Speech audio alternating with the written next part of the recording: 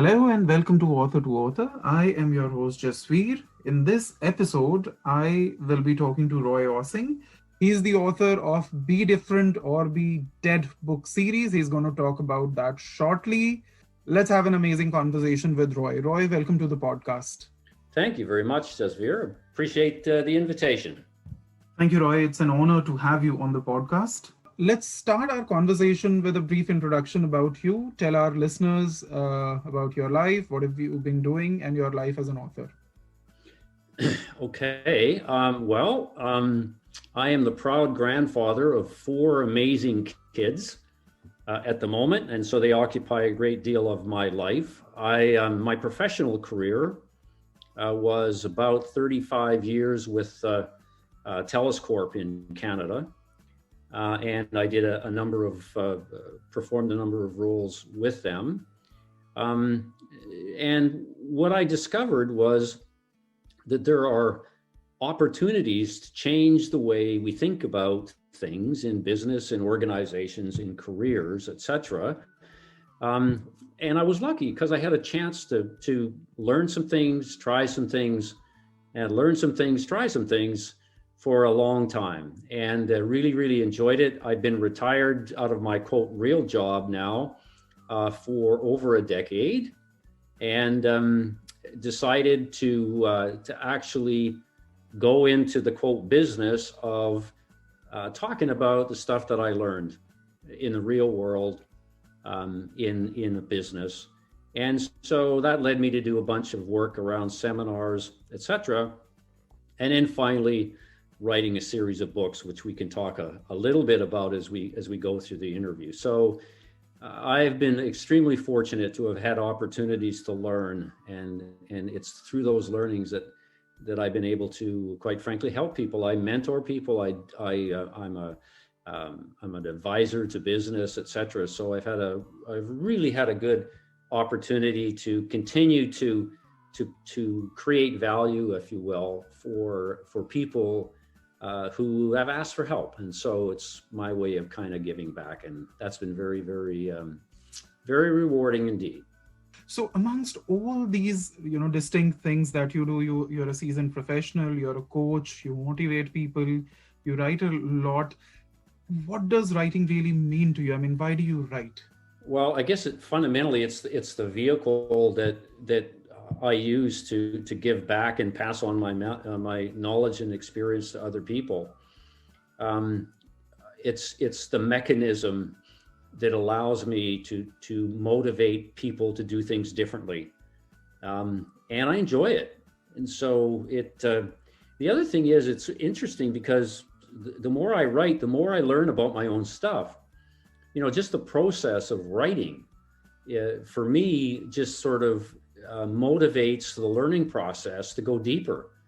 And so I can take one of my subjects, and the more I write about it, the more I understand the different implications of it and the different angles to it. So it's a continuous learning experience, just absolutely doing the writing. Right. So, you've been writing for a long time. Obviously, you were writing as a corporate professional, and then you also wrote some books. So when exactly did you think writing started? Some writers say that they've been writing since childhood. So was that the case with you as well? No, actually, I didn't like writing when I was a kid. I remember school, and I hated writing essays. I really did. I didn't enjoy that at all.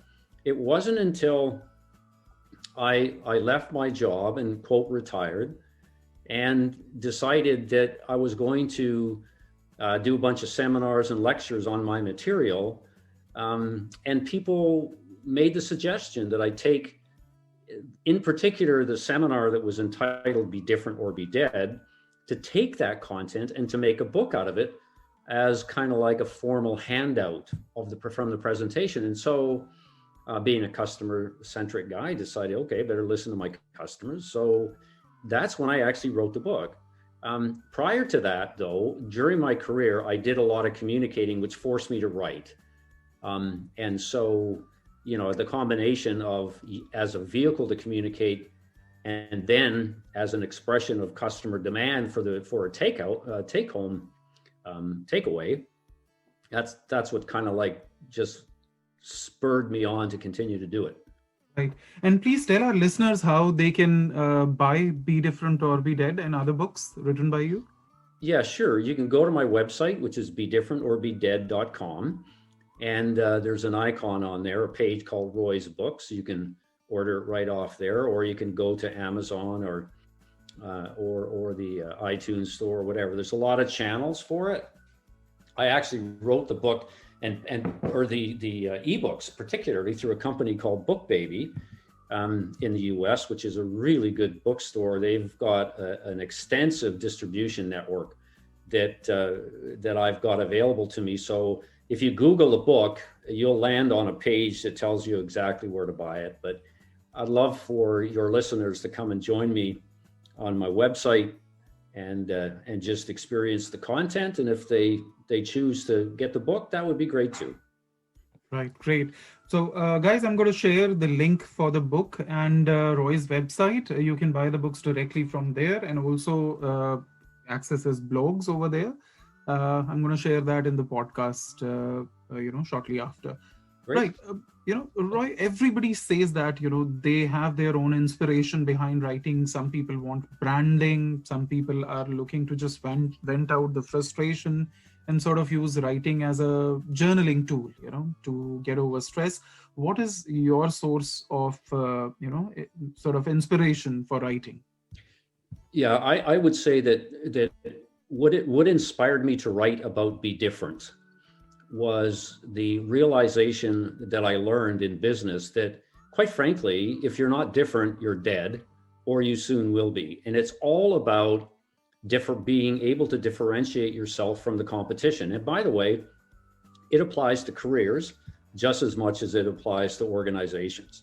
And so it was that observation and conclusion that I reached that said, if you cannot find a way to stand out from the herd, then you are destined to be part of it, which means you're invisible, you go unnoticed, and eventually, if you're an organization, customers will simply bypass you. If you're if you're looking at it from a career point of view, your career fails. So it was that notion about standing apart, not fitting in, being different.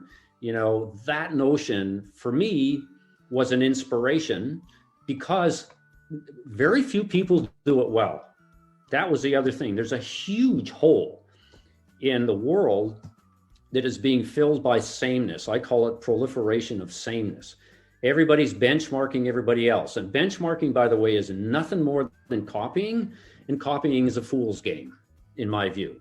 And so it was that whole notion that gave me the energy to learn more about it and write about it. And literally 6 books I've written on the whole concept of Be Different or Be Dead as it applies to careers, as it applies to marketing, as it applies to business planning, as it applies to customer service. So, and I use it in my own life. I use it practicing being a grandfather. So a huge inspiration for me. Wow, that is truly fascinating. And I'm sure the readers can't wait to get their hands on your book. Let's have some of your favorite lines from your book. People generally perk up when they say what's the title of your book series, and I say it's Be Different or Be Dead. Be Different or Be Dead is obviously my favorite line because it expresses exactly what I believe should be done and the consequences of not doing it. So the whole notion of being dead is obviously a metaphor for failure, resounding failure. The ultimate consequence of not being different is to lose one's life somehow, right? Your business comes to an end, your career fails, etc. So that line has provided life for my writing, and it goes on forever. It never ends. This is a tagline. This is a line that will go on forever because the challenge will exist forever. I don't see the world ever being in a place where everybody is executing this Be Different concept well. It just won't happen. And so the life of that phrase goes on, and hence tends to be one of my favorites. The other thing just on that is, like, I try my best to invent my own language to express be different or be dead. And so and I think some of these expressions may very well qualify for being some of my favorite lines as well. So rather than say, well, we should eliminate non-strategic activity, which quite frankly would be what people are taught in an MBA class, what I say is, you better cut the crap. Everybody understands exactly what that means. Exactly. Cut the crap that's in your way of moving forward. Of course, it includes non-strategic activity, but how exciting is non-strategic activity in words? I mean, it's insipid.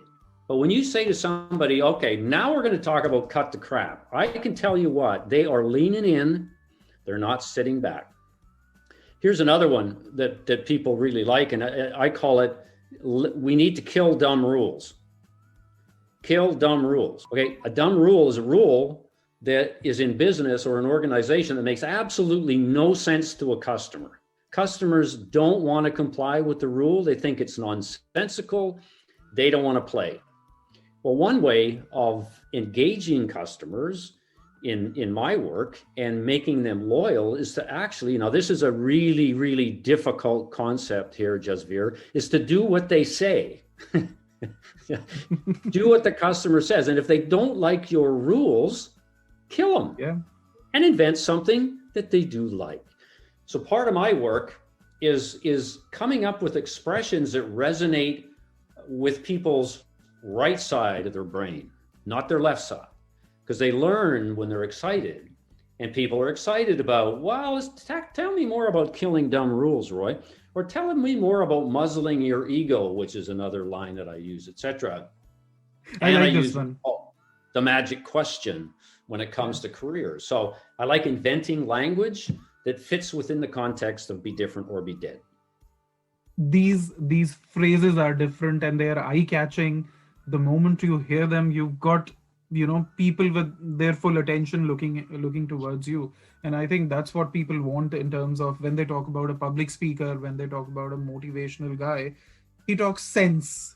No matter how rude it might be, no matter how direct it might be, he talks sense, right? So, yeah, I'm going to remember these phrases.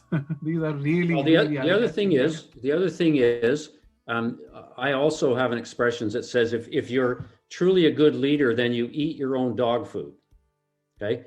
What that means is whatever you say other people should do, you had better do it yourself. Okay. That's what Roy's eat your own dog food principle is about. So if I ask people to be different, then I have to be different. So coming up with these expressions like cut the crap and be anal about execution and kill dumb rules and plan on the run, that's my way of being different in the language that I use. So I'm eating my own dog food. No, true. And just, this does not have to do with writing or being an author. Do you think one of the reasons why leaders fail, why companies fail, because leaders do not want to eat their dog food? They don't want to do what they want others to do. They just order around. Yeah. And absolutely right. Absolutely right. I've written a lot about this concept called, there are leaders that flit around and there are leaders that get extremely dirty. I'm a dirty leader. There's a lot of clean flitting leaders that really don't want to practice what they preach. And the interesting thing is everybody knows it, and eventually they're dead. Eventually the world catches up with them. Unfortunately, in the process, they can create some collateral damage around them, but eventually they get caught up. So the real good ones, the real great leaders, they want to get down and get dirty with the people doing the work, and they want to talk to them and they want to create emotion in them, and language and expressions are so powerful in that regard. True. I think this makes a lot of sense. Right. So moving ahead, Roy, what is the most difficult part of your writing process? I mean, look at it from the start till the end. What do you think is the most difficult part, and how do you overcome that challenge?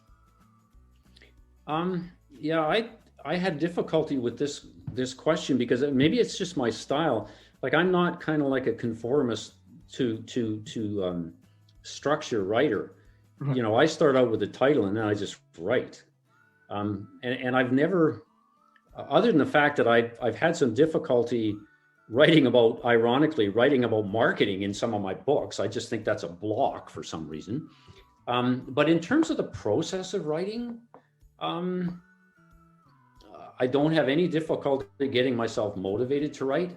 I don't have any difficulty finding subjects to write. That's kind of an expression of mediocrity in the world, by the way, which means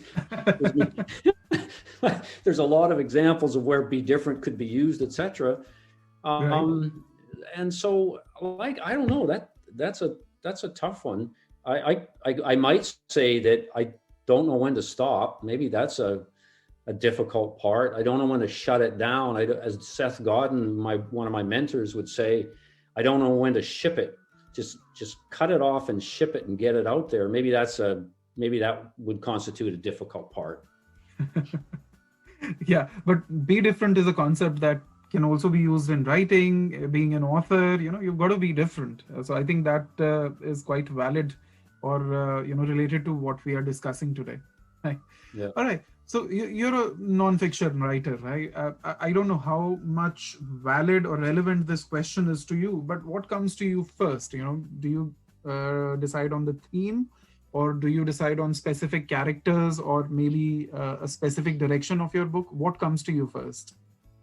Well, I guess the theme of be different or be dead is kind of like the context within which I write.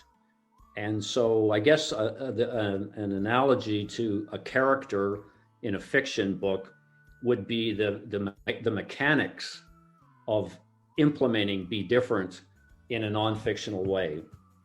And so the theme is no question the predominant message, the predominant force of everything I do. And then I look for ways to express it. And that answers the question, okay, Roy, if you tell me to be different, how do I do it? So it's the how do I do it piece that drives me to look for those mechanisms that allow people to actually, in nano inches way of progress, move to that vision of be different, the underlying theme. And for example, cutting the crap is one of those mechanisms that says you can't be different if you're holding stuff on from the past. It's no longer relevant. You can't be different if you're spending more time on the plan than you are on execution. You can't be different if you don't have a personal brand strategy that's based on being different. You can't be different as long as you're benchmarking people. So get rid of benchmarking and try some other stuff. So it's all those mechanisms that I guess come second because they're the how to be different. Most people talk about what. How do I enjoy my job? Be passionate about it. How do I enjoy this activity? Be passionate. But that how part, how do I be passionate about something is something very important. And I think that is something that your books really cover in detail. I'm really curious to read them, and I would really encourage the listeners to also go through the books. It's going to be a heck of a read. You're a published author. You've had 5 books to your name, and you're planning more books.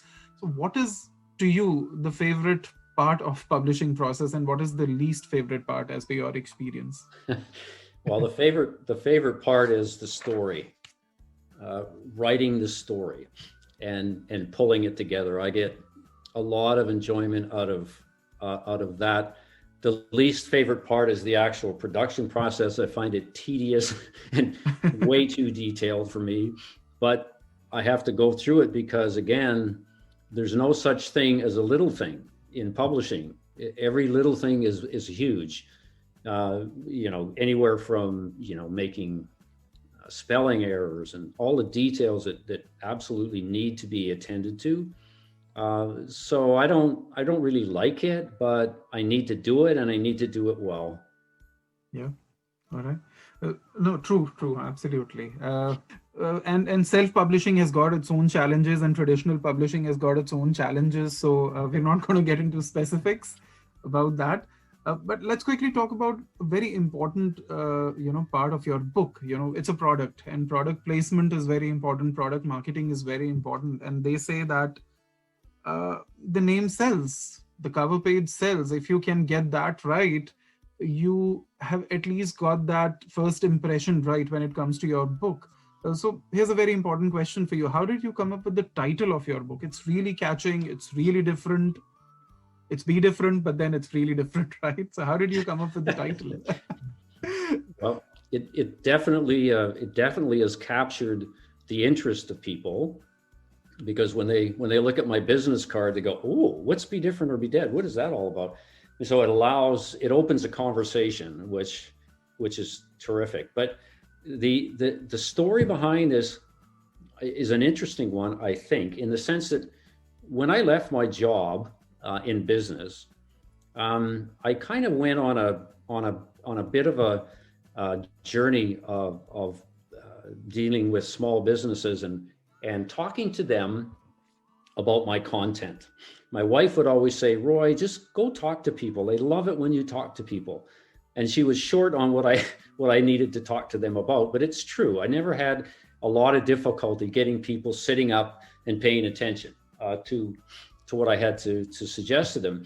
And so her view was, just go do that, right? Go do that. So I thought, well, okay, I'll think about that. So I put together, I would say, a half a dozen canned presentations on my stuff. And I didn't know it at the time, but it was stuff about being different. I just didn't call it that. Except there was one seminar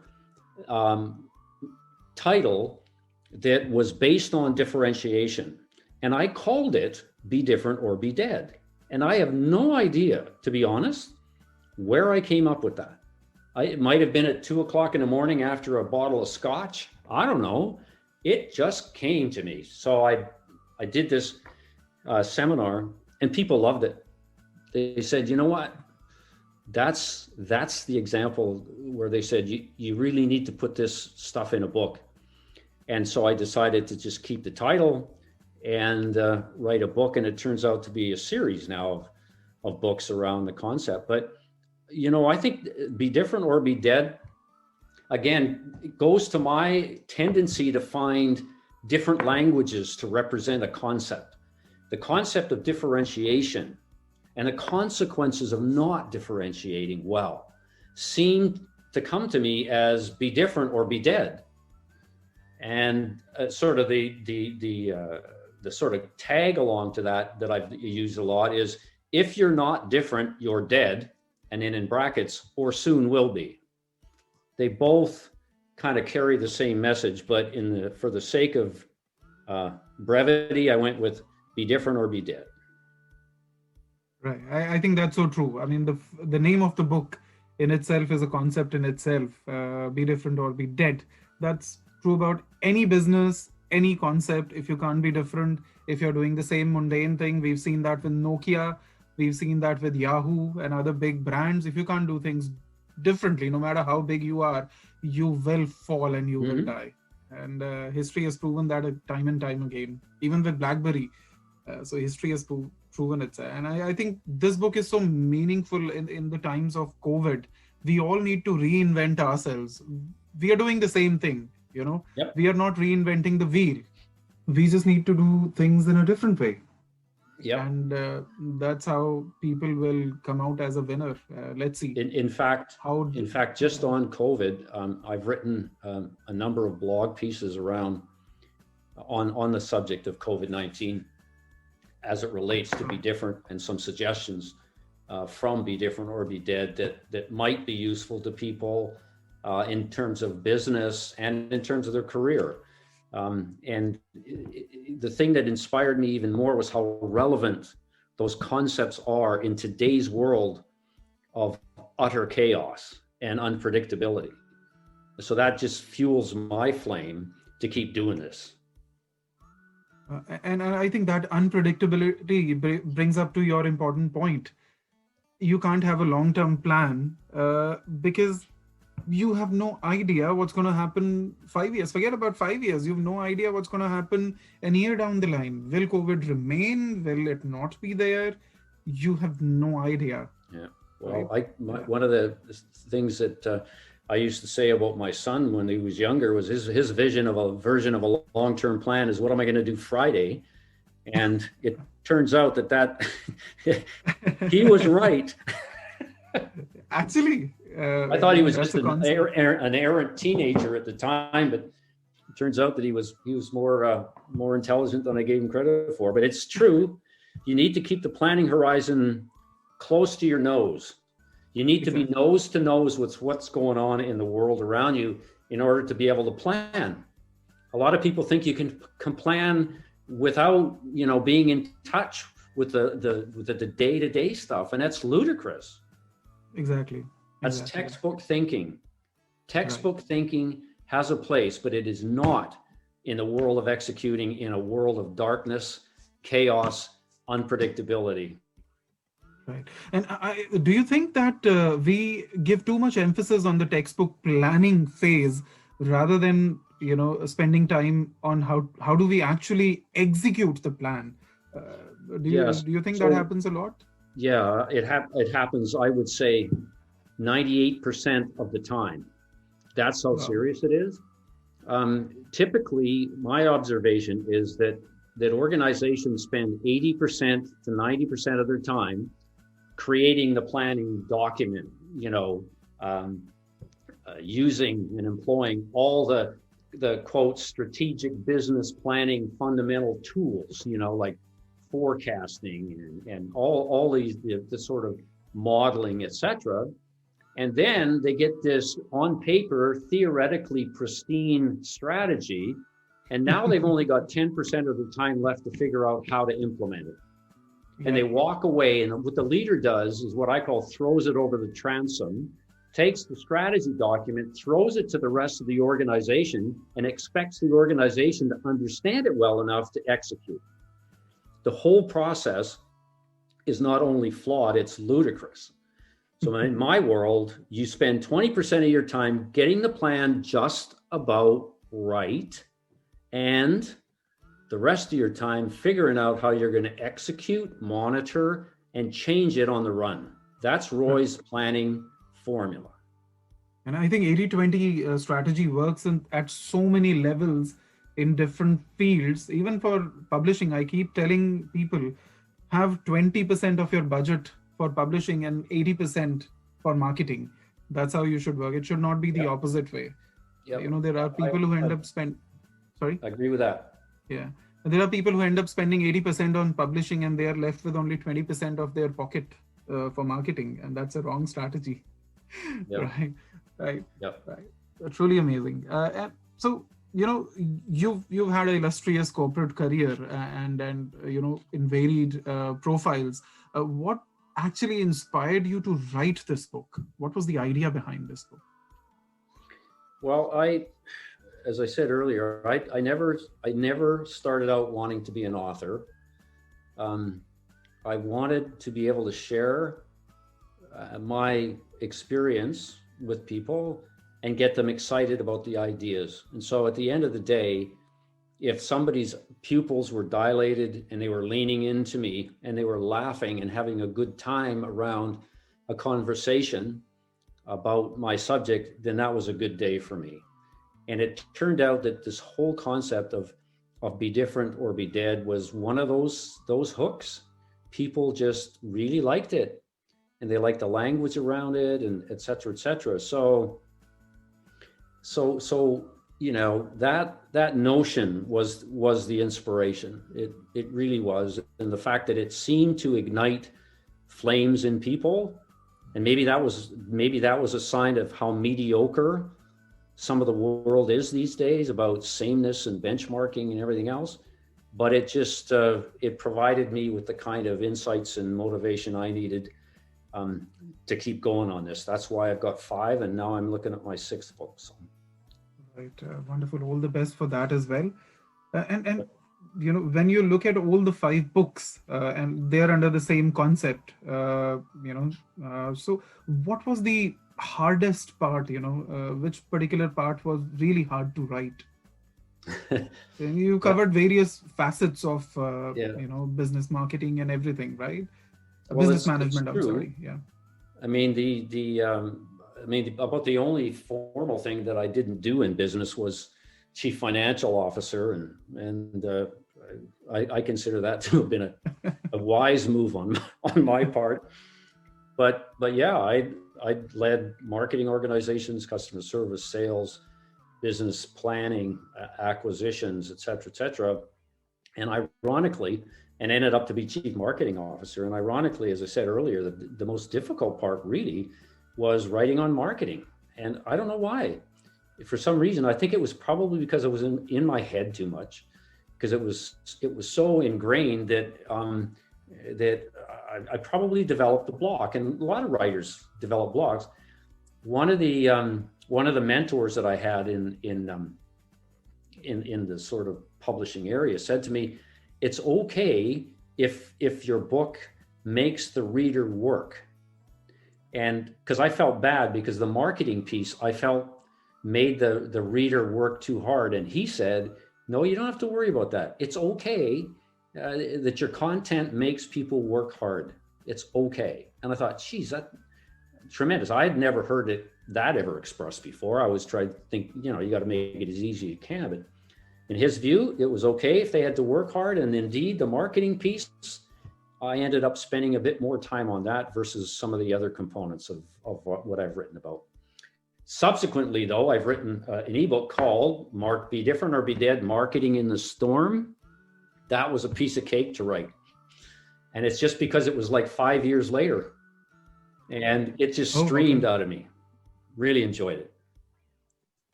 Right. And that's the best part about writing. It lets you do research. It lets you do new things which you think are difficult. And then you ended up becoming an expert in marketing as well, Yep. right? Crazy. Right. Wonderful. And so what is it that you need in your writing space? I'm really curious. What gets your idea buds going when it comes to writing? What do you need in your writing space? Well, I do literally all my writing on an iPad or an iPhone. So mobile devices work for me because I'm on the run. I get ideas, spontaneously. I see something that triggers a be different notion, and I grab my Google Docs in my mobile device and I start writing, and just bullets, boom, boom, boom. Because in the mornings I'm up at 5 o'clock, so that's when I do the kind of like refined conversion, if you will, of the idea into actual text that you can read and so forth. So I need technology that works. I'm sorry, this is really simple stuff for me. I need always on internet service. I can't be fighting pages on websites, etc. I need friendly technology and 100% internet service if I'm to do my job. If I don't have that, I get pissed off. And when I get that way, I lose focus on what I'm trying to achieve. So in my house, I've got fast speeds and I got lots of routers. There's no blind spots in my house. So it doesn't matter which room I'm in, I've got access. The other thing is I am probably the ultimate serial processor type of guy. I'm not a multitasker. And so I get something in my head and I run it through.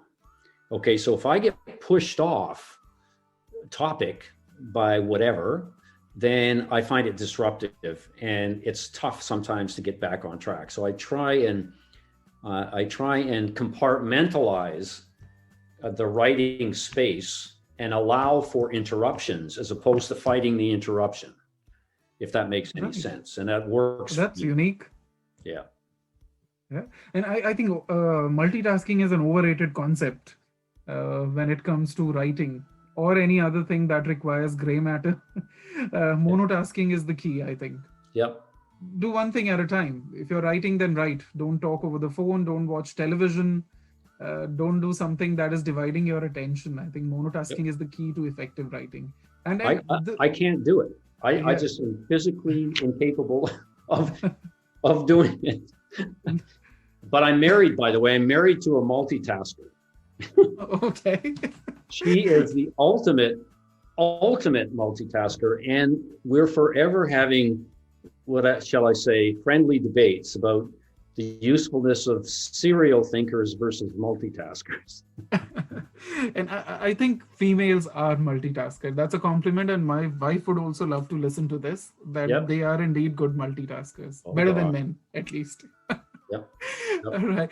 So, Roy, what do you do? I'm really curious to know, what do you do when you're not writing? Well, as I say, I have my family around me here in Vancouver. And so I've got 4 grandchildren, and I love them dearly. And I tend to spend as much time as I can with my family, with them in particular. I look at my grandkids as fertile minds that I can help mold with the be different concept, you see. So grab them while they're young, right? So I spent a lot of time doing that. And we love to travel. And unfortunately right now we can't. We're experiencing this pandemic discontinuity, which is causing a bit of challenges. But on the upside, it's given me more time to write, not being able to travel. Although I have to say, if you read my website, you will find stories in there about bus drivers in Petra, Jordan, that personified what customer service should be like. You'll find Babu in Mumbai, India, who took us to a market and just blew me away with the level of service and caring that he provided. So, I write everywhere, and I miss that, quite frankly, right now, because there's so many stories out there to be told about people who are just brilliant at executing around a business concept, around be different or be dead, and they don't even know it. They're just doing it because it's innate. And I miss not being able to grab those stories, but I'll get back to it eventually, because we'll continue to travel. And even though I call it a break from writing, it's not really. It just facilitates more stories. That's all. Roy, I look forward to having a discussion with you about Mumbai Dabbawalas. They are illiterate people who deliver food in Mumbai, city of Mumbai, and they are a fascinating breed.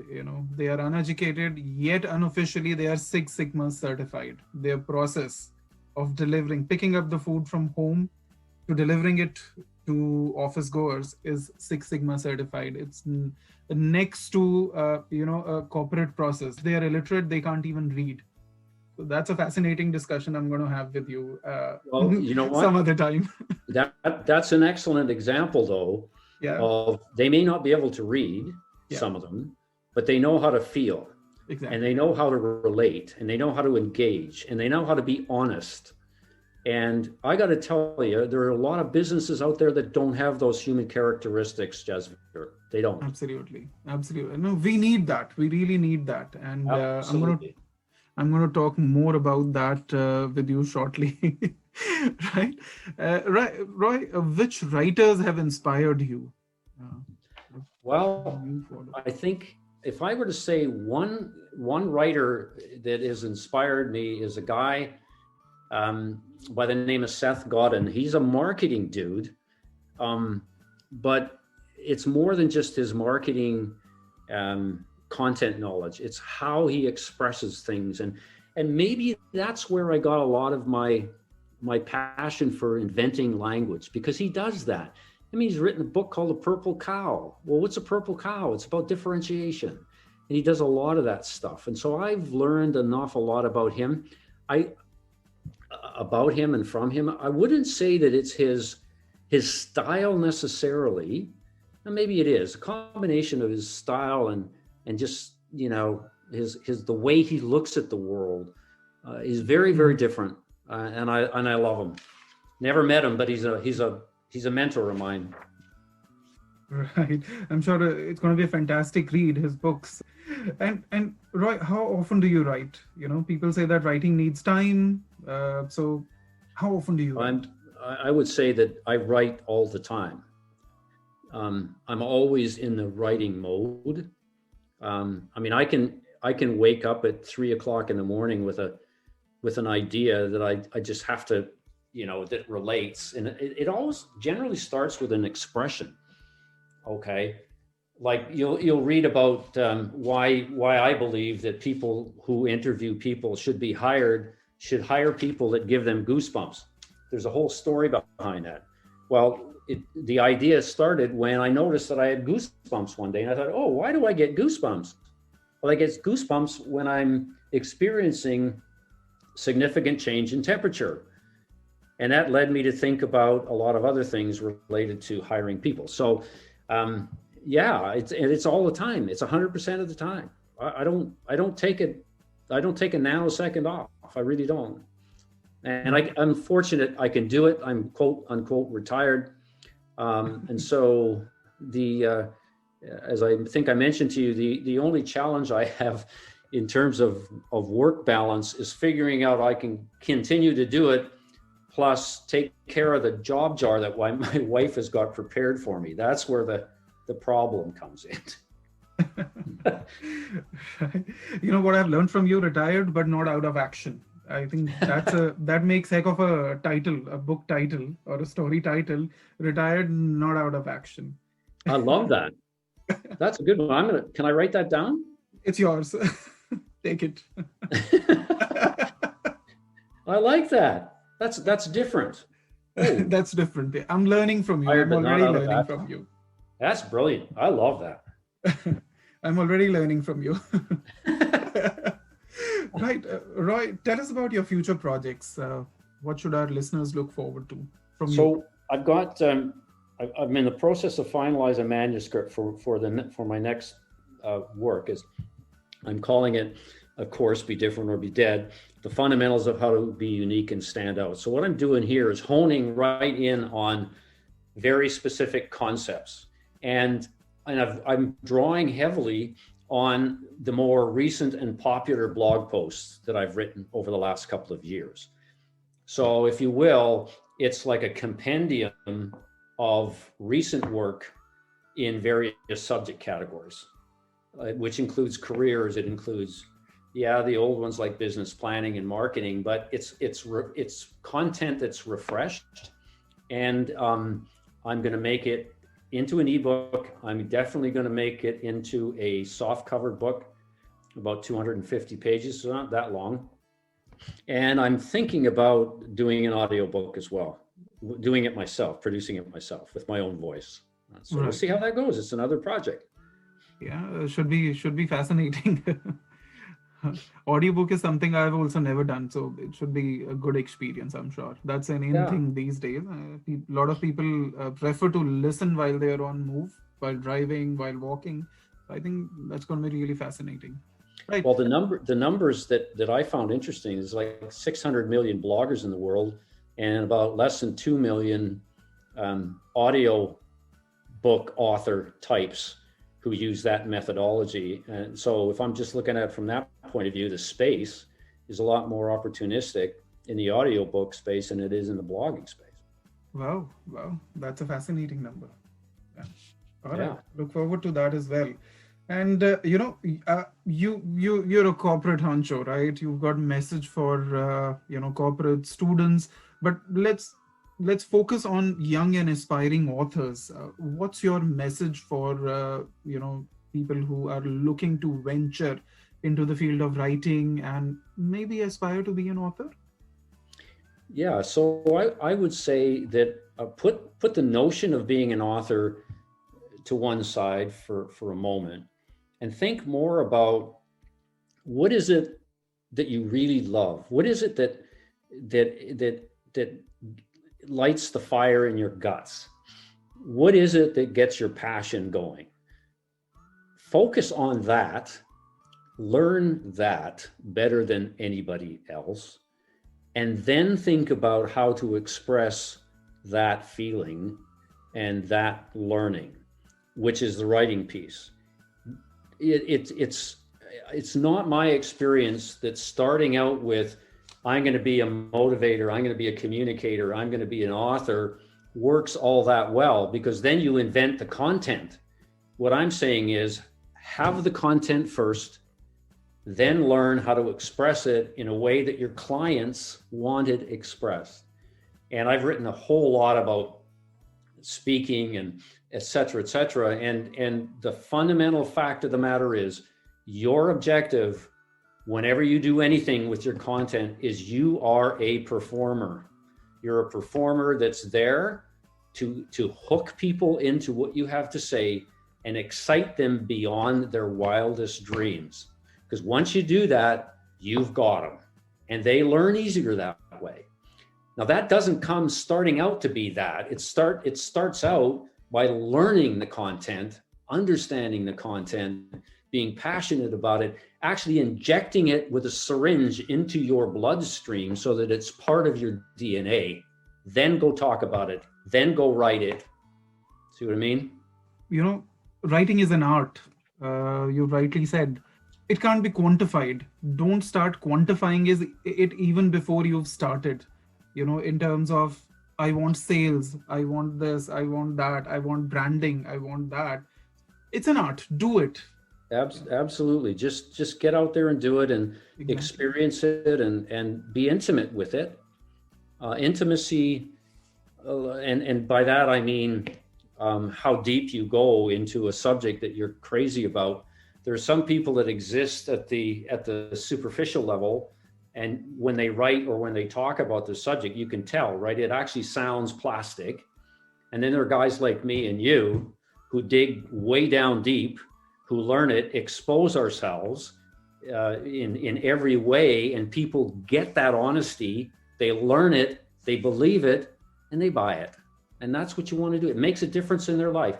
If I can sum all this up for me, what my life as it relates to writing has really been, and it's all about trying to make a difference for people. To try and make a difference that is compelling and relevant to the people around me, to the people who are interested in what I have to say or write. And at the end of the day, if I've made a difference in just one person by my experiences that are expressed in written form, then it's been a good day. Right. Truly.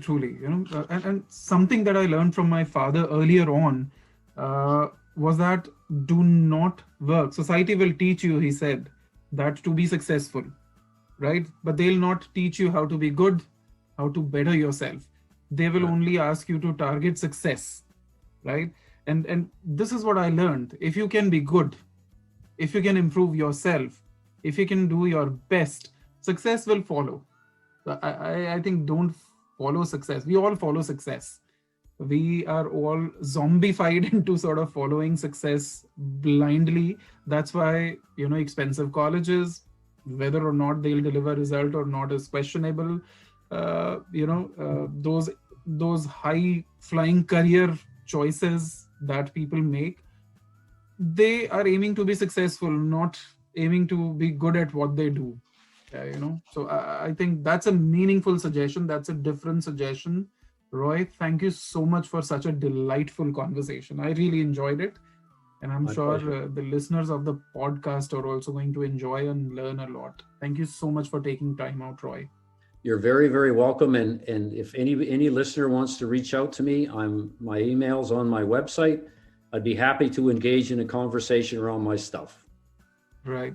Thank you so much, Roy. And I'm sure listeners are raring to connect with you. And I'm going to post your email and the website, link to the website and your profile on my blog as well, so people can reach you easily.